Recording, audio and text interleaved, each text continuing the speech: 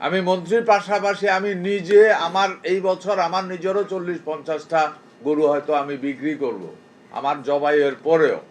তো আমি একজন খামারি হিসাবে বলছি, ঢাকা উত্তর সিটি কর্পোরেশনে 16টা এবং দক্ষিণ সিটি কর্পোরেশনে 11টি হাট, সর্বমোট 27টি হাট ইজরার জন্য রেডি করা হয়েছে। জি, মানে আমরা যেখানে এখানে হাট বসতে আমরা দেব না, নির্দিষ্ট জায়গায় হাট বসবে। আপনার প্রশ্নটা ছিল মোটা তাজাকরণের প্রশ্নে।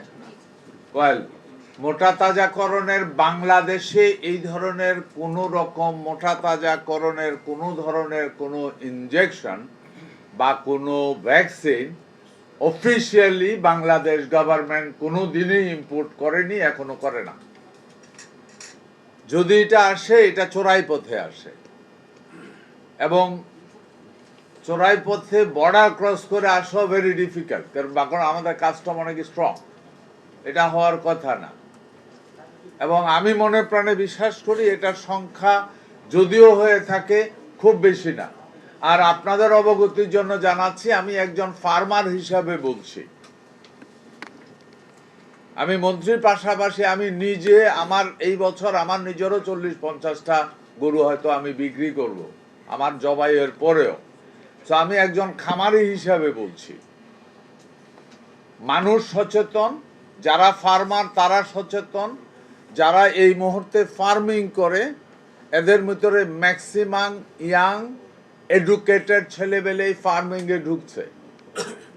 এরা এই সততার প্রশ্নে অনেক বেশি সচেতন, আমি আপনাদেরকে নির্দ্বিধায় বলতে পারি। আপনার পেপারে লেখা আছে জিরো টলারেন্স, তাহলে আপনারা কিভাবে আইডেন্টিফাই করবেন এবং জিরো টলারেন্স যে কখন দেখলে আপনারা আসলে জিরো টলারেন্স হবে তাদের কি ব্যবস্থা নেবেন? এখন আমরা জিরো টলারেন্স বলতে আমরা যা বুঝাচ্ছি তা হলো এই, যেমন বিজেপির ওনারা আছে, যদি কোথাও দিয়ে বর্ডার দিয়ে যদি এই ধরনের কোনো কিছু আমরা পাই বা ওনারা খুব স্ট্রিক্ট থাকে, যদি এটা পায় সাথে সাথে এটাকে নর্মালি বিজেপির বা এই ধরনের বর্ডার গার্ডের ক্যারেক্টার কি ওনারা নেয়, রাখে, পরে অকশন দিয়ে দেয়, কোনো মাল ধ্বংস করে না।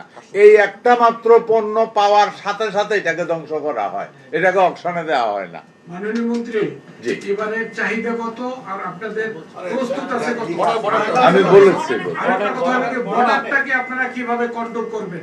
বর্ডারতে অনেক সময় গরু আসে, যদি গরু আসে তাহলে কিন্তু বাংলাদেশের গরুর দাম কমে যাবে। আমাদের কৃষি যারা গরু মোটা তাজা করে খামারি, তারা কিন্তু আপনার তাদের কিন্তু লস হবে। জি, থ্যাংক ইউ আপনাকে। আমি আগেই শুরু থেকে বলছি, আপনি যেভাবে বলতেছেন আমি আপনাকে জড়াইয়া ধরতে ইচ্ছা করতেছে, কেন জানেন? আমিও তো খামারি, যে আপনি আমার লসের ব্যাপারটা বলতেছেন, আরো আছে, তার মানে আমরা তো যাতে যাতে তো খালতো ভাই সবাই, রাইট? আমি খামারি, বাকি আরেকটা খামারিও একই। আমি আপনারে বলি, বর্ডার দিয়ে অতীতে যে পরিমাণে আসতো, আমার ধারণা গত বছর তার 1/4 আসে নাই, অথবা 1/10 আসছে। এই বছরে গিয়ে আরো, তবে একটা এই কারণে আমি বলছি আগামী দিনে জিরো হবে। আপনারা জানেন আমি এগ্রিকালচার এবং পশু দুইটা নিয়েই কাজ করছি। বাংলাদেশে এই মুহূর্তে যেই পরিমাণ আমাদের ঘাস উৎপাদন হচ্ছে, নতুন নতুন জাতের ঘাস আসতেছে, আমরা ইভেন স্যালাইন ওয়াটারের মধ্যে আমাদের ঘাস উৎপাদন করার মতো ঘাস আমাদের হয়ে গেছে। হ্যাঁ, আগামী দিনে যখন কোথাও মালের চাহিদা থাকে তখনই কিন্তু চারিদিক থেকে ঝুঁকতে থাকে। এই মুহূর্তে আমার 1 কোটি প্লাস কোরবানের গরু ছাগল মহিষ আছে, চাহিদার থেকে কোনো অংশেই কম নাই। আর আরেকটা জিনিস আপনাকে বলে দেই, যে গরু, ছাগল, ভেড়া এবং মহিষের ফার্মার যারা, এরা পুলিশ বিজেপির থেকেও সচেতন।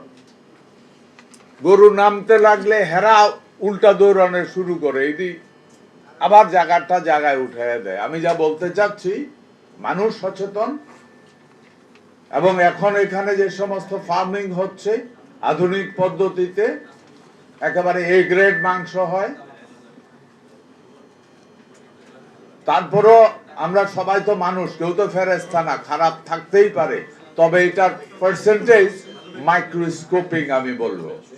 এবং ভারত থেকে গরু নামার সম্ভাবনা টুকটাকও যেটা আছে ওইটাও বন্ধ করার জন্য একটা বড় সুযোগ থাকে। ভারতের বর্ডারে যদি কোনো গরুর হাট থাকে, তখন ওইখানে গরুর হাটে গরুটা বেচা কিনি হলে একটা হাসিল হয়, ওই হাসিলটা তখন তার বৈধ কাগজ হয়ে যায়। এই কারণে বর্ডার জোনে আমরা কোনো বাজারও রাখি না, আমি আমার বক্তব্য শুরু থেকে বলে গেছি। ধন্যবাদ। আমার একটা প্রশ্ন ছিল, আপনি যেটা বলছেন বর্ডার হাটের বিষয়ে, যে গরুর হাট বসে, হাট ছাড়া এখন নতুন একটা পন্থা অবলম্বন হচ্ছে, সেটা হচ্ছে বর্ডার এলাকাতে নতুন করে ফার্মের লাইসেন্স নিয়ে বর্ডার থেকে গরুগুলো নামিয়ে সেখানে ফার্মে এক রাত রাখে, যেটাকে নাম দেওয়া হয়েছে যে গরুর হোটেল। এক রাত রেখে এই ফার্ম থেকে গরুগুলো বৈধতা দেওয়া হয়। এগুলো একদম সীমান্ত এলাকায় এই বিষয়গুলো সবচেয়ে বেশি হচ্ছে, বেশিরভাগ সুনামগঞ্জ যে সীমান্ত, সেই সীমান্ত দিয়ে দেদারসে হচ্ছে। আর আপনি যেটা বলছেন যে বিশেষ করে বিজিবির কথা, এই আমরা দেখেছি এখনো আপনি যেটা বলছেন গরুর মোটামুটি শূন্যের কোথায় চলে আসছে, কিন্তু সেটা কিন্তু নেই। প্রতিদিন রাত্রে শত শত গরু নামছে আর এগুলোই খামারে নিয়ে রাখা হচ্ছে, সেটা কিন্তু বিজিবির ক্যাম্পের পাশেই খামার। ওকে, আপনি যে কথা বললেন আপনাকে অনেক ধন্যবাদ। আপনি আমার ডিটেলসটা দেন, ঠিক আছে। আমি নিজে মুভমেন্ট করবো ওইখানে। আমি যা জানতে চাই, আমার কাছে ব্যাপারটা অ্যাকসেপ্ট করা ইম্পসিবল, আমার পক্ষে এটা সম্ভব হচ্ছে না।